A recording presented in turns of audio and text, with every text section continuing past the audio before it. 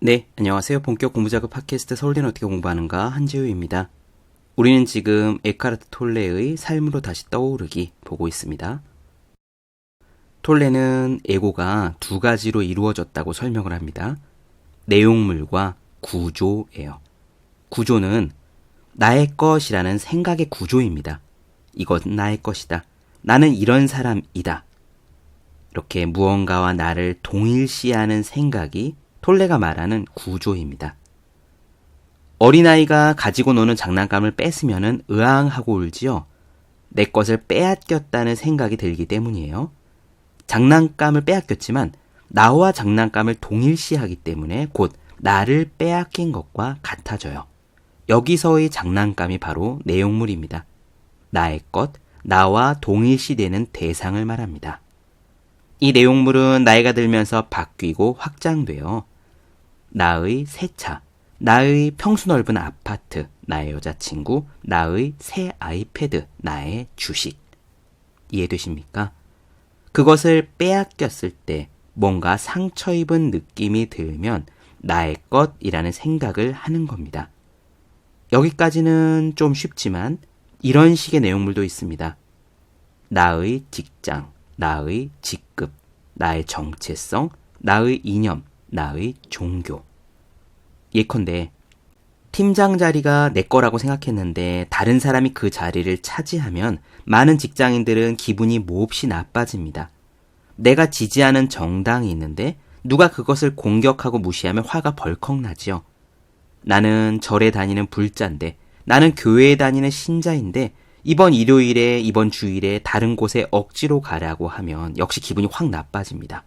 이런 것들 역시 에고의 내용물이라고 톨레는 말합니다. 궁극의 행복은 깨달음에서 옵니다. 깨달음이란 에고가 사라진 자리에 있고요. 에고는 무언가를 나와 동일시하는 성질이 있습니다.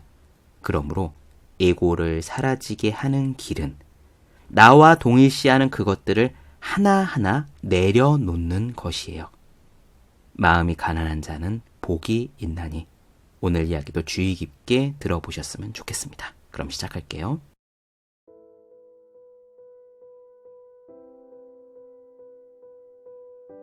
영적인 문제에 대한 상담가로서 사람들을 만나던 시기에 나는 일주일에 2번씩 어느 여성 암 환자를 찾아가곤 했다. 그 여성은 40대 중반의 교사였는데 의사로부터 몇 달밖에는 살 수 없다는 진단을 받은 상태였다. 그런데 어느 날 방문을 하니 그녀는 몹시 화가 나 있었다. 무슨 일이 있었냐고 묻자 다이아몬드 반지가 없어졌다고 했다. 금전적인 가치도 있는 것이지만 무엇보다 중요한 추억이 담긴 물건이었다. 분명 매일 반나절씩 간병을 하러 오는 여자가 훔친 것이 틀림없다고 그녀는 말했다. 나는 그녀에게 어떻게 하라고 말해줄 수는 없었지만 그녀의 삶에 이 시점에서 반지든 다른 어떤 물건이든 간에 그게 얼마나 중요한 것이겠냐고 생각해보라 조언을 했다. 그녀는 대꾸했다. 당신은 이해하지 못해요. 그건 할머니가 물려주신 반지란 말이에요. 그랬다. 그녀의 즉각적인 반응과 분노, 자기 방어적인 태도는 그녀가 아직 자기의 내면을 들여다볼 만큼 충분히 현재의 순간에 머물러 있지 않으며 일어난 사건과 자신의 반응을 분리시켜 그 둘 다를 관찰하는 수준에 이르지 못했음을 보여주었다. 분노와 자기 방어는 여전히 에고가 그녀를 통해 말하고 있다는 신호였다. 그래서 내가 이렇게 말했다. 그럼 몇 가지 질문을 하겠습니다. 곧바로 대답하지 않아도 되니까 당신 안에서 대답을 찾을 수 있는지 한번 살펴보기 바랍니다. 그녀는 들을 준비가 되었다고 말했고 내가 천천히 물었다. 당신은 결국 그것도 아마 가까운 시일 안에 그 반지를 영원히 내려놓지 않으면 안 된다는 것을 깨닫고 있습니까? 그것을 내려놓을 준비가 될 때까지 얼마만큼의 시간이 더 필요합니까? 그것을 내려놓으면 자신이 더 작아지나요? 그 손실로 인해서 당신의 존재가 줄어드나요? 마지막 질문 후에 몇 분간의 침묵이 흘렀다. 그녀가 다시 말을 시작했을 때 그녀의 얼굴에는 미소가 떠올라 있었다. 그녀는 평화를 되찾은 듯 보였다. 당신의 마지막 질문이 나로 하여금 중요한 무엇인가를 깨닫게 했어요. 먼저 내 마음에게 그 답을 물었죠. 마음이 말하더군요. 맞아, 당연히 나는 작아졌지. 그래서 다시 한번 그 질문을 했어요. 나는 정말로 줄어들었나? 그리고 이번에는 생각으로 대답을 찾지 않고 느껴보려고 했습니다. 그러자 갑자기 나 자신의 순수한 있음을 느낄 수 있었어요. 그렇게 느낀 적은 처음이었어요. 만약 이토록 강렬하게 나의 순수한 있음을 느낄 수가 있다면 나는 분명 줄어들지 않았던 것이죠. 지금도 여전히 그걸 느낄 수가 있습니다. 평화로우면서 살아있는 무언가를. 그랬다. 그래서 내가 대답했다. 그것이 바로 존재의 기쁨입니다. 머리에서 벗어날 때만 그것을 느낄 수가 있습니다. 존재는 느껴야 하는 거예요. 생각으로는 알 수가 없죠. 에고는 그것을 알지 못합니다. 에고는 생각으로 이루어져 있으니까요.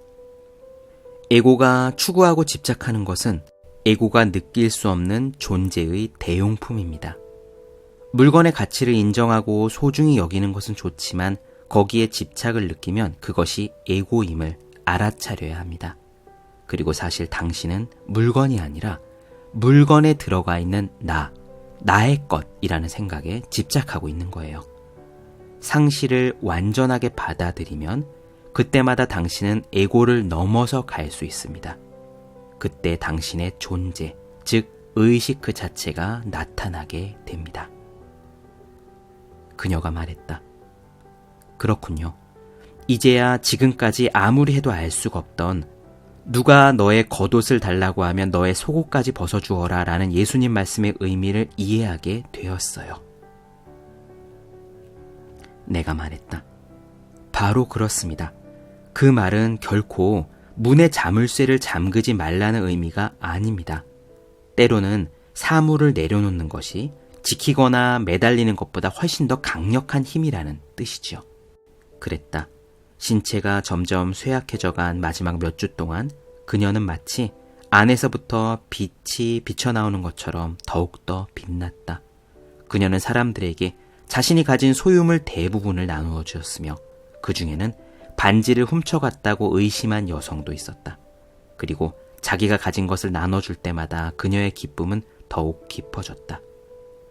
그녀가 세상을 떠났다는 소식을 나에게 전화로 알려줬던 그녀의 어머니는 그녀가 죽고 난 뒤에 화장실 서랍에서 그 반지를 발견했다고 말했다. 간병하는 여성이 반지를 제자리에 되돌려 놓은 것인지 아니면 원래부터 거기에 있었던 건지는 아무도 알 수 없다. 하지만 한 가지는 알 수 있다. 삶은 그것이 무엇이든 의식의 진화에 가장 도움이 되는 경험만을 준다는 것이다. 그렇다면 이것이 자신에게 필요한 그 경험이라는 것을 어떻게 하는가? 그것은 이것이 지금 이 순간 당신에게 일어나고 있는 경험이기 때문이다. 무엇인가를 소유한다는 것은 실제로 무엇을 의미하는가? 무엇을 나의 것으로 만든다는 것은 도대체 무슨 의미인가? 소유는 궁극적으로 하나의 이야기, 그러니까 허구임에는 변함이 없다. 많은 사람들이 임종의 자리에 누워 외부의 모든 것이 떨어져 나갈 때에야 비로소 이 세상 어떤 것도 자신의 존재와 무관하다는 사실을 깨닫는다. 죽음이 가까워지면 소유라는 개념 자체가 궁극적으로는 완전히 무의미한 것임이 드러난다. 사람들은 생의 마지막 순간에 이르러서 깨닫는다. 전 생애를 통해 더 완전한 자아의식을 찾아다녔지만 그들이 진정으로 찾고 있던 것, 즉 그들의 존재는 사실 언제나 그곳에 이미 있었다는 사실을 그때 가서야 깨닫는다. 하지만 대부분의 경우 사물과의 동일화로 인해 궁극적으로는 자신의 생각과의 동일화로 인해 그 존재가 흐려져 있었던 거다. 마음이 가난한 사람은 복이 있으니 하늘나라가 그들의 것이요 라고 예수는 말했다. 마음이 가난하다라는 것은 무엇을 의미하는가? 마음에 아무런 짐도 없고 무엇과의 동일화도 이루어지지 않는다는 것을 말한다. 그러한 사람은 어떤 사물에서도 또한 자아의식과 관계된 어떤 개념에서도 정체성을 찾지 않는다. 그리고 하늘나라는 무엇인가? 그것은 단순하지만 심오한 존재의 기쁨이다. 그 기쁨은 무엇과 동일화되는 것을 멈추고 마음이 가난한 자가 되었을 때 찾아온다. 그러므로 동양에서든 서양에서든 오래전부터 영적 수행으로 모든 소유를 부정해왔다. 그러나 소유를 포기한다고 그것만으로 자동적으로 에고로부터 자유로워지는 것이 아니다. 에고는 그 즉시 자신의 생존을 지키기 위해 동일화될 또 다른 무엇인가를 찾을 것이다. 예를 들어 자신은 물질적인 소유에 대한 관심을 초월한 위대한 사람이며 다른 보통 사람들보다 더 많이 영적이라는 자기 이미지에서 정체성을 찾을 것이다. 결국 에고는 자신의 존재를 입증해줄 무엇인가가 있는 한 그 무엇과 동일화되든 궁극적으로는 상관하지 않는다. 소비 문명을 비판하거나 사유재산에 반대하는 것도 소유와의 동일화를 대신하는 또 다른 형태, 또 다른 정신적인 입장이다. 그 동일화를 통해 나는 옳고 다른 사람은 틀리다 라고 만들 수 있다. 에고는 소유와 존재를 동일시하는 경향이 있다. 나는 소유한다. 고로 나는 존재한다. 그리고 더 많이 가질수록 자신이 더 많이 존재한다고 믿는다. 에고는 비교를 통해서 살아간다. 다른 사람에게 어떻게 보이는가가 스스로를 어떻게 보는가를 결정 짓는다.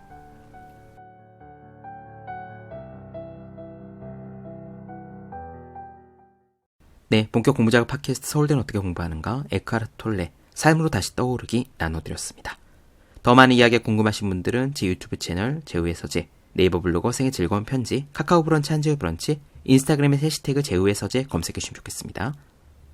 또 해야 하는 일과 하고 싶은 일 사이에서 고민하며 쓴 제 첫 번째 에세이 노력이라 쓰고 버티기라 읽는, 공부하시는 모든 분들을 위해서 어떻게 공부하는 게 효과적인지 설명한 혼자 하는 공부의 정석, 책상에 올려두기만 해도 공부하고 싶어지는 365 홍콩 캘린더, 아직 읽지 않으셨다면 꼭 한번 읽어보셨으면 좋겠습니다. 분명 도움이 되실 거예요.